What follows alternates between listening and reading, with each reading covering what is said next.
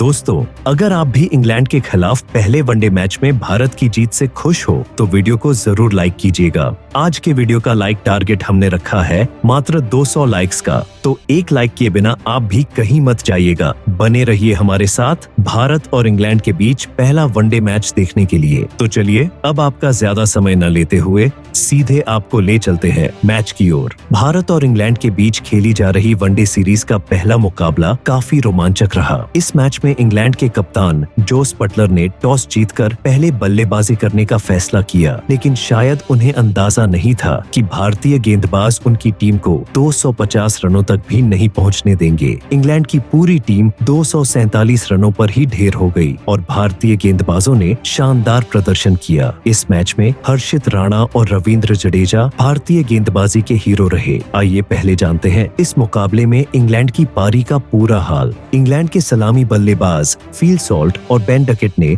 अपनी टीम को शानदार शुरुआत दिलाई।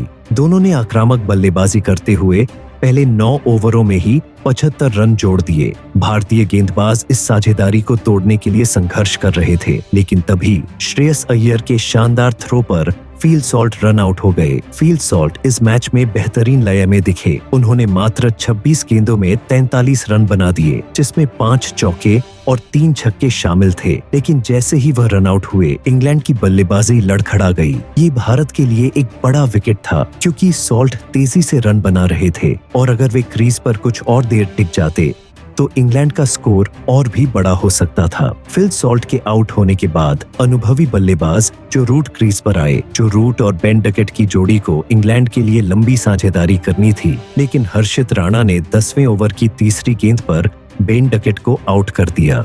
यशस्वी जायसवाल ने मिड विकेट की दिशा में भागते हुए गिरते पड़ते शानदार कैच पकड़ा और बेन डकेट को 32 रन के निजी स्कोर पर पवेलियन भेज दिया। इस विकेट के गिरने के साथ ही इंग्लैंड का स्कोर 77-2 हो गया और भारतीय गेंदबाजों ने पकड़ मजबूत करनी शुरू कर दी। अब इंग्लैंड की उम्मीदें जो रूट और हैरी ब्रुक पर टिकी थी, लेकिन हर्षित राणा ने इंग्लैंड की पारी पर और दबाव बना दिया। उन्होंने हैरी ब्रुक को 3 गेंदों में बिना खाता खोले ही पवेलियन भेज दिया। यह इंग्लैंड के लिए एक बड़ा झटका था, क्योंकि ब्रुक एक आक्रामक बल्लेबाज माने जाते हैं। अब इंग्लैंड की हालत खराब होने लगी थी। मात्र 77 रन के स्कोर पर इंग्लैंड ने अपने 3 अहम विकेट गंवा दिए थे और टीम वापसी करने के लिए संघर्ष कर रही थी। इंग्लैंड के सबसे अनुभवी बल्लेबाज जो रूट को रविंद्र जडेजा ने 19 रन पर LBW आउट कर दिया। जो रूट ने DRS भी लिया, लेकिन अंपायर का फैसला सही साबित हुआ और इंग्लैंड ने अपना चौथा विकेट भी गंवा दिया। अब इंग्लैंड का स्कोर 110 रन पर 4 विकेट हो गया और टीम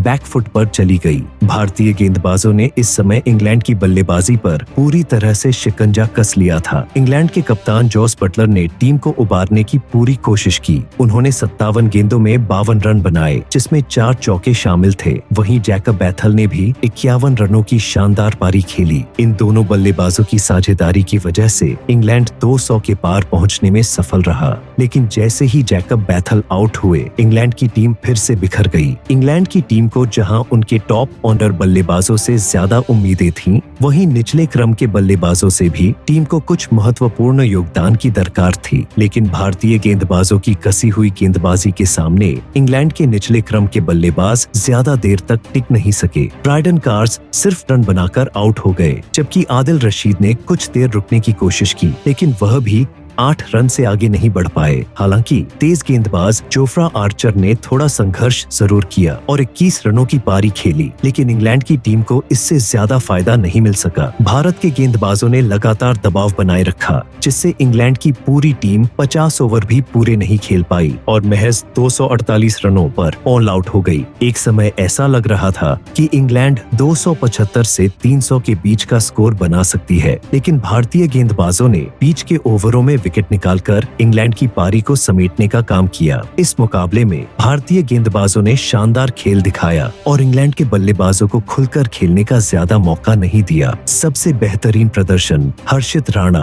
और रविंद्र जडेजा का रहा, जिन्होंने 3-3 विकेट झटके और इंग्लैंड के मध्यक्रम को पूरी तरह से ध्वस्त कर दिया। हर्षित राणा ने अपनी सटीक लाइन और लेंथ से बल्लेबाजों को परेशान किया। वहीं जडेजा की फिरकी ने इंग्लिश बल्लेबाजों को खुलकर शॉट खेलने नहीं दिया। इसके अलावा मोहम्मद शमी, अक्षर पटेल और कुलदीप यादव ने भी अपनी गेंदबाजी से योगदान दिया और एक एक विकेट हासिल किया। कुल मिलाकर भारतीय गेंदबाजों ने इंग्लैंड की बल्लेबाजी लाइनअप को उधेड़ कर रख दिया और यह सुनिश्चित किया कि इंग्लैंड बड़ा स्कोर खड़ा न कर पाए। खासकर मध्य क्रम और निचले क्रम के बल्लेबाजों पर भारतीय गेंदबाजों ने जबरदस्त दबाव बनाए रखा, जिससे इंग्लैंड की पारी ज्यादा देर तक नहीं टिक पाई। भारतीय गेंदबाजों की इस शानदार गेंदबाजी के दम पर इंग्लैंड को 248 रनों पर रोक दिया गया, जिससे अब भारत के सामने 249 रनों का लक्ष्य था। अब देखने वाली बात यह थी कि क्या भारतीय बल्लेबाज इस लक्ष्य को आसानी से हासिल कर पाएंगे या इंग्लैंड के गेंदबाज कोई उलटफेर करेंगे। इसी बात का डर भारतीय टीम को सता रहा था और दोस्तों यहाँ पर फिर ऐसा ही होता हुआ भी नजर आया, क्योंकि जब यशस्वी जायसवाल और रोहित शर्मा पारी की शुरुआत करने के लिए आए तो यहाँ पर इन दोनों बल्लेबाजों से आज जो उम्मीदें हम सभी दर्शकों ने लगा रखी थी वो देखने के लिए नहीं मिली। जी हाँ दोस्तों, यशस्वी जायसवाल इस दौरान 22 गेंदों पर 15 रन बनाकर जोफ्रा आर्चर का शिकार बने। जी हाँ, यहाँ पर जोफ्रा आर्चर ने यशस्वी जायसवाल को थोड़ी पटकी हुई गेंदबाजी करवाई और यशस्वी जायसवाल अंदर आती हुई गेंद को